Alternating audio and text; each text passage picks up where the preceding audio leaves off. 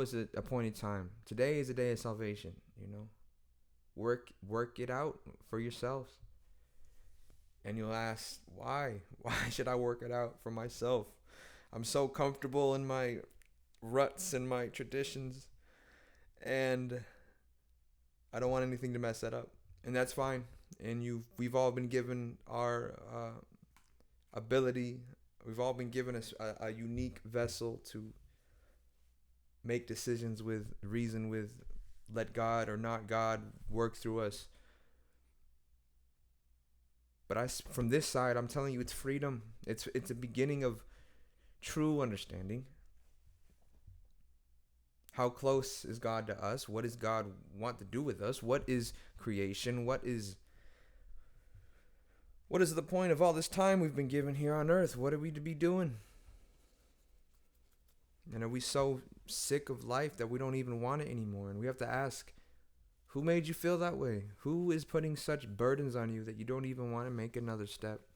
It's one thing to go through the normal despairs of life, I would say. Even the Bible talks about godly sorrow, and all of Ecclesiastes speaks of all is vanity. So there is vanity in the world, but is anyone putting extra burden on top of the vanity that God has subjected to us? It said, I forget what scripture, but it says God has subjected the world. The futility was not, we didn't subject ourselves to futility. It was subjected by the one who subjected us to it, in hopes that futility would actually be what brought us back, what freed us from the bondage to a glorious liberty as sons and daughters of God. So life alone, without adding any extra stuff on top of it, is futile. Is vain. Let me take that back. Not life. Well, yeah. the normal ways we operate under. We live and die. One man stores up a bunch of things and dies all of a sudden, and then someone he never knew gets all his materials. One man stores up a bunch of things and has everything but can't even enjoy it, and another man has barely anything but enjoys it all. It's all vanity, according to Solomon, but that's not the whole story, because the light has came into the world. Sons and daughters of God, able to draw close to our source, the source that we were drawn from. We can be drawn back to. And if the source is infinite, omnipotent, awe-inspiring, full of awful, awful to the human, really, because, man, wrap your head around something that never began and never ended, the Alpha and the Omega. I've tried it.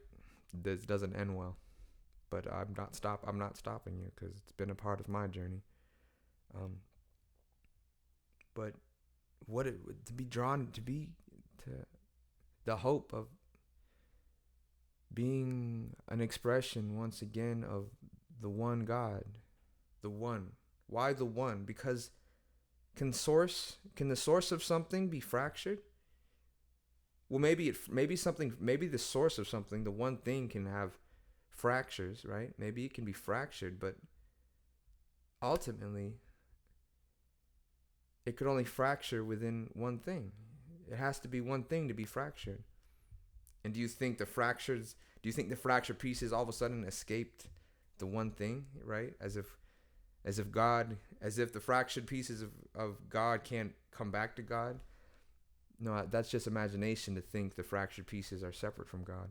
It's vain imagination. So, point being, coming back to God through Jesus Christ, the showing that we are to be not prideful, because the prideful, it's just going to happen again. The pride is before the fall. The pride leads to being humbled, but the humbled will be exalted. You set yourself up, you'll be put down. Let yourself be put down. And I don't mean that as in a self-deprecation way. I meant in a understanding of what you are as a personal identity. don't put yourself as the identity in the place of God. What has that ever done? That's getting in your own way. You know, as if your identity caused, as if you yourself caused your own breath. I mean, maybe now I'm focusing on it, but the whole time I was speaking, I didn't even know I was breathing. I wasn't aware of it. It happens of its own accord. Just like the wind blows in, it happens of its own accord. Just like the sun comes up, it happens of its own accord, by God's will. So as we, if as the identity and we as the personality is the pottery of God, why do we want to set ourselves up in a pride? Why do we want to be prideful pottery? And that's a rhetorical question in a way, because I've been there. You know, the pride of life is, there's this weird it still has a pull on me at times. You know, I'm just speaking. I'm not perfect, but I know that over here it's only led to sadness, and it gets in the way. It's an ego game. And when the pottery plays that ego game, and when the pottery boasts itself up, it's just preparing for a fall, because it doesn't see that God was the one who gave it all things. So if we're in a humble position at that, you know, how would I say? Let's say, like if something's flowing through you, to hold up your own ego, in my eyes, is to block something. To hold on to yourself is to block what's trying to flow through us. So when we're able to, and I'm not talking practiced humility, you know, I'm not telling you to go and be humble, because you can't. If it was that simple, if it was just as simple as be humble, oh, okay, that's the way, that's that easy, okay, no. It takes time. Whether we have to follow the typology of the prodigal son, and forget what we've been given. If we have to go and squander our inheritance for a little bit, or just forget what we were given and then come back, and then so be it. So be it. I'd rather it be that than we never understand what we've been given. But ultimately, a humble soul, contrite means, contrition means grinded down. A spirit grinded down enables the vast and infinite energy, will, source of God. So when you're grinded down, you it hurts on one level, because if we've always operated under the ego, if we've always operated under the personality, if we've always operated under our clinging on to family, attachment, status, symbols, anything that has to do with who we build ourselves up to be, it hurts when those go away, because so much of our maybe our dopamine release circuits was dependent on the way we were viewing ourselves and others were viewing us, and the things we got out of life because of it. So it does hurt, but in the end, break it all down and you have something so much more valuable. Sincerity, honesty, not afraid to be laughed at, not afraid to laugh at yourself, not afraid to, do a little jig, take some losses, lose some friends, gain some truer friends, because as you become true amongst who God, the infinite source, made you to be, then you start to attract true friends. What does Jesus said? Whoever gives up brother and mother and father in my name will gain 100-fold. And in my experience, it's kind of been like that, because as I give up my games, or maybe I didn't give it up, but through the process of waking up, it's been taken from me. maybe I had a choice at one point to give it up freely, but no, eventually it had to be taken. God had to rip it from me, because I was holding on, and now I can read theologians from 2,000 years ago, and I or good writers who had understandings of what it means to when Jesus says, Those who hold on to their life will lose it. Those who lose it will gain it. Um, because all of a sudden this other part of you opens up, this understanding, this discernment, and you gain friends that are. When I read someone who's dead, when I'm able to read someone who's been dead for 1800 years, but that voice is closer to my soul than someone I've talked to my whole life, then it's like I've gained, I've tapped into something that's beyond me, beyond the sands of time, beyond the normal day-to-day structured conversation and the day-to-day structured beliefs. You tap into something that's always been and always will be, and I've gained, and I've still, and I don't know what my life holds at this point.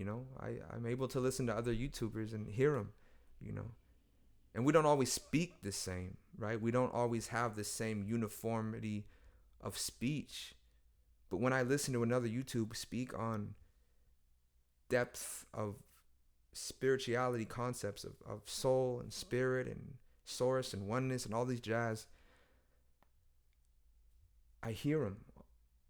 And I don't hear them. It's not because we use the same words, but it's because we're reasoning in a different place. It almost feels like when you're speaking on these topics. So I've gained all these people I've never met, and maybe that's naive to say I've gained them, but I feel like if I ever met any of these people, I would embrace them with open arms, because there's a certain sincerity to them.